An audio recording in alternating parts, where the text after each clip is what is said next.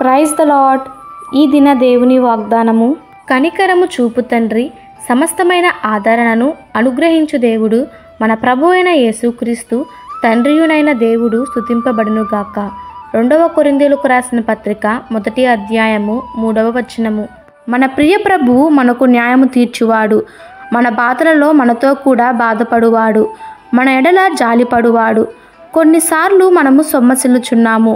మన ఎడల న్యాయము తారుమారు చేయబడినప్పుడు కలవరము చెందుచున్నాము. నాతో ప్రేమగా మాట్లాడువారు లేరని బాధపడుచున్నాము.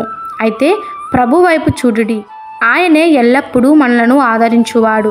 ప్రవక్త అగు ఏలియా ఒక దినము సొమ్మసిల్లి బందరి వృక్షము క్రింద పరుండి, యెహోవా ఇంత మటుకు చాలును, నా ప్రాణము తీసుకొనుము అని ప్రార్థించెను, విజ్ఞాపన చేసెను. అయితే దేవుడు ఏలియాను ఎంతగానో ఓదార్చెను, దేవతల ద్వారా భోజనము పెట్టించెను. సేవా భారము మోయుటకు ఎలీషాను ఎన్నుకొనెను. మన భారము మోయుటకు మనతో కలిసి ప్రార్థించుటకును సహకారిగా ఉండుటకును ప్రభు ఆత్మ సంబంధమైన స్నేహితులను లేపును. సొమ్మసిల్లవద్దు. మన లేమి యావత్తు కలిమిగా మారిపోవును, మన దుఃఖము సంతోషముగా మారును. మన భారము మోయుటకు దేవుడు నిశ్చయముగా యథార్థవంతులను లేపును.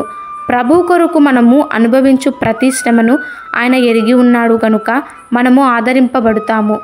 ఈ దిన దేవుని వాగ్దానము మనందరి జీవితంలో నెరవేరులాగున ప్రభు కృప మనకి తోడై ఉండునుగాక.